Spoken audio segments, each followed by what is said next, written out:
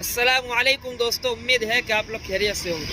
आज हम अहमदाबाद के दुधेश्वर इलाके की जो शाही मस्जिद है वो मस्जिद का इतिहास जानेंगे, उसकी हिस्ट्री जानेंगे और वहाँ पर जो देखने के लायक चीज़ें हैं, मस्जिद में जो खास खास जगह है वो भी वॉच करेंगे। तो चलिए उस हिस्टोरिकल मस्जिद की ओर चलते हैं। ऐ सब्ज़ गुंबद वाले मंजूर दुआ करना, जब वक्त नज़ा आए दीदार अता करना। ऐ सब्ज़ गुंबद वाले मंजूर दुआ करना, जब वक्त नज़ा आए दीदार अता करना। ऐ नूरे खुदा आकर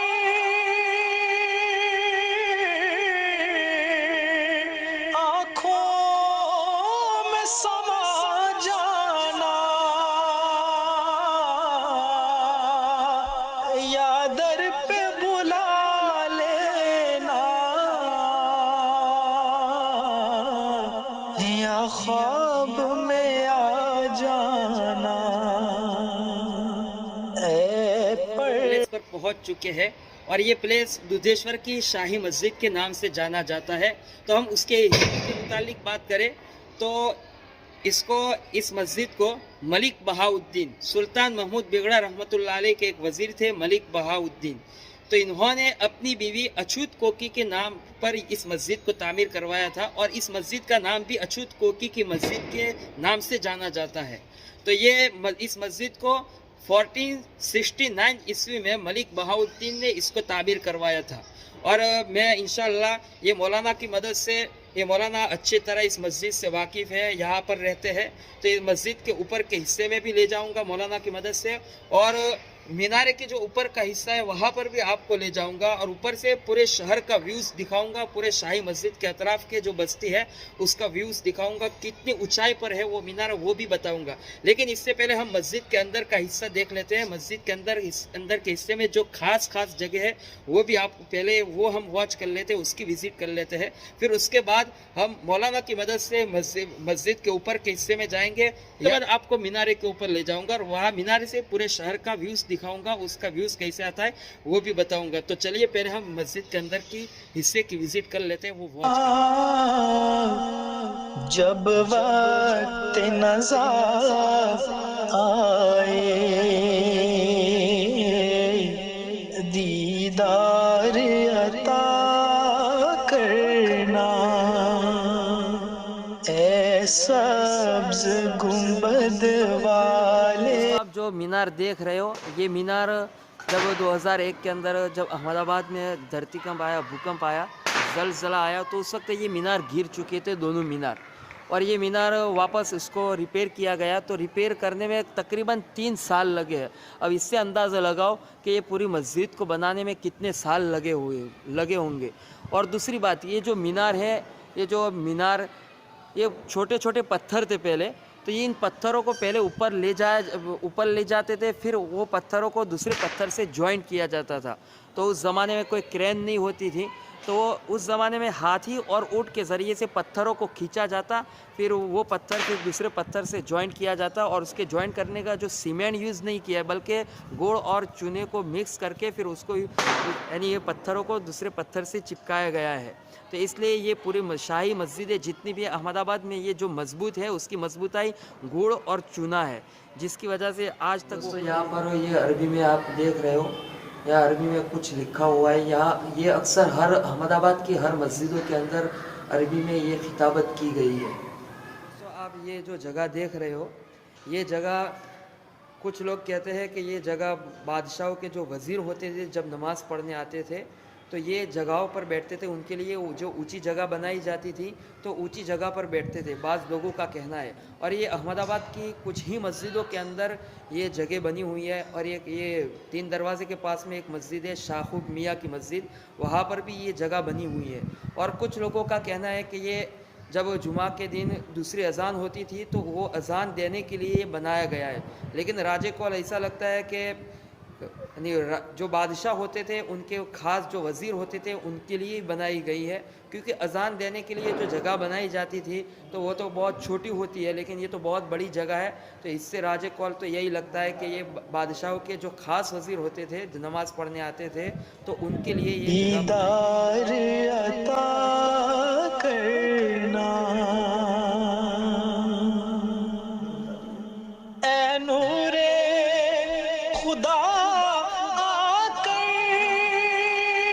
दोस्तों ये जो मेहराब के पास में ये जो छोटा सा मेहराब दिख रहा है ये पूरा संगे मरमर का बना हुआ है। और ये संगे मरमर बहुत एकदम साफ शफाफ आता है।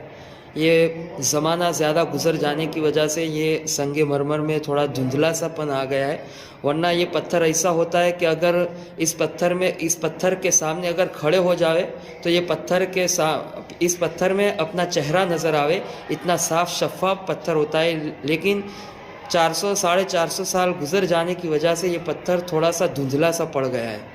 तो ये जो मेहराब नज़र आ रहा है ये संगे मरमर है। आप जो जहाँ पर शाही मस्जिदों के अंदर जगह जगह जहाँ ये जोड़ दिखते हैं एक दूसरे के साथ, तो ये जोड़ है, ज्वाइंट किया हुआ है ये पत्थर को, ये पूरा पत्थर को इस पत्थर से ज्वाइंट किया है।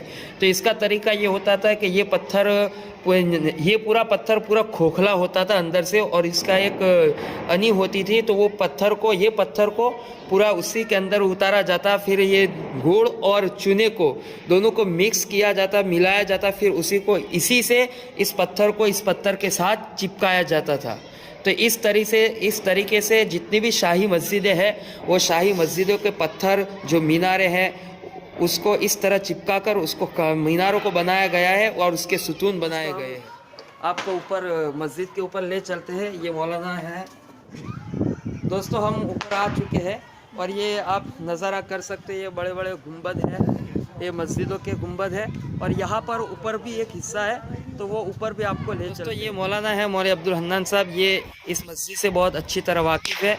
और यहाँ जो मीनारे मैंने आपको नीचे से बताया कि ये जो मीनारे है ये 2001 में जब यहाँ धरतीकंप आया था अहमदाबाद में, पूरे गुजरात में आया था, तो उस वक्त ये मीनारे गिर चुके थे। अहमदाबाद की ये वाहिद मस्जिद है शाही मस्जिद जिसके मीनारे गिर चुके थे, वरना जितनी भी मसाजिद है अहमदाबाद की शाही मस्जिद है जिसके बड़े बड़े मीनार है उसके नहीं गिरे थे, लेकिन ये मस्जिद के गिर चुके थे। तो इसका रिपेयरिंग काम हुआ है, तो इसके मुताबिक हमें मौलाना बताएंगे कौन सा हिस्सा गिरा था और कौन सा हिस्सा नया रिपेयरिंग हुआ है। भूकंप के अंदर 2001 का जब भूकंप हुआ उस वक्त पत्थर जो गिरे थे, मीनार आधा फटा था, आधा गिरा था, आधे पत्थर यही गिरे थे, बाकी थोड़ा हिस्सा झुका हुआ था। तो झुका हुआ था उसको पत्थरों को वापस लगाए, जो 25 पत्थर सही थे, बाकी जो टूट गई थी उसकी नक्शी वगैरह दोबारा की गई है। बाकी पुरानी नक्शी और नई नक्शी के अंदर कोई फ़र्क नहीं लगता है, सेम लगता है। अपने फ़र्क नहीं कर सकते कि पहले ज़माने की नक्शी है कभी नई गई है, सेम करिए। दूसरा बाकी के चूना सीमेंट वगैरह इस्तेमाल नहीं, इसके अंदर चूना और गुड़ इस्तेमाल करा है। ये देखो डिजाइन दिखती होगी, इसके अंदर गुड़ चूना मिक्स करके लगाया गया है फिटिंग करने के लिए भी।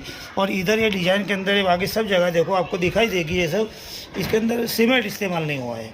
ये सादे के अंदर भी देखो आप, ये सब जगह पे ये चूना और गुड़ वगैरह इस्तेमाल करा है। यहाँ सब जगह देखो इस तरह जॉइंट किया गया है। ये बाकी आपको ऊपर ले चलते हैं। ये डिजाइन खड्डा दिखता है, 2 पत्थरों को जॉइंट करने के लिए लकड़ी लगाए जाते थे। इस तरह हर जितने पत्थर जॉइंट हुए हैं उसको इसी तरह लकड़ी करके जॉइंट करके ये आपको ऊपर भी दिखाते हैं इस तरह की डिजाइन।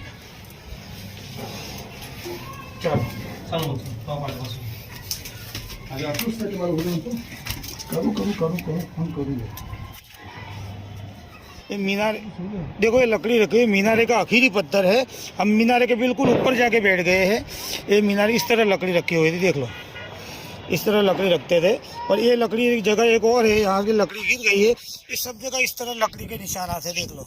सब जगह इस तरह निशानात है, वहाँ चूने से भर दिया गया है। दोस्तों मेरे ये हिस्टोरिकल प्लेस बताने के कम से कम तकरीबन 1 साल होने आया, और अहमदाबाद की बहुत से शाही मस्जिदें जो शाही इमारतें हैं वो भी आप लोग को बताई, लेकिन मेरा ये फर्स्ट मौका है कि जो मस्जिद को आपको मैंने बताया वो मस्जिद के मीनारे पर हम लोग बैठे हुए हैं।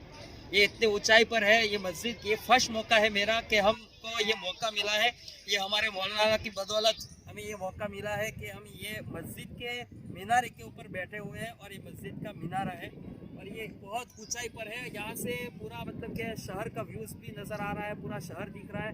यहाँ से दरिया का गुम्बद जो तकरीबन डेढ़ किलोमीटर दूर है यहाँ से नज़र आ रहा है, और यहाँ से रिवर फ्रंट भी नज़र आ रहा है। तो चलिए आपको वो दरिया का गुम्बद और रिवर फ्रंट का भी नज़ारा कराता हूँ, और पीछे बैकग्राउंड में पूरे बस्ती शाही मस्जिद की जो बस्ती है और उसके अतराफ का जो इलाका है उसका व्यूज़ कैसे आता है या ऊपर से मीनारे के ऊपर से, वो भी आपको बताता हूँ। तो चलिए मैं बैक कैमरा चालू कर। दोस्तों आप जो देख रहे हो ये दरिया का गुम्बद का ये गुम्बद नज़र आ रहा है, ये तकरीबन 1.5 किलोमीटर यहाँ से दूर है। तो इससे अंदाज़ा लगाओ कि हम कितने ऊंचाई पर बैठे हुए हैं, और रिवर फ्रंट का हिस्सा नज़र आ रहा है आपको, ये उसका रोड भी है, वहाँ पर गाड़ियाँ आती जाती दिख रही हैं, और इसकी दीवार नज़र आ रही है रिवर फ्रंट की। तो ये रिवर फ्रंट भी बहुत दूर है, तो इससे अंदाज़ा लगाओ कि हम कितनी दूरी पर यानी कितने ऊंचाई पर बैठे हुए हैं। तो चलिए आपको पूरा एक गुंबद वाले मंजूर दुआ करना, जब वक्त नज़ा आए दीदार अता करना। ए नूरे खुदा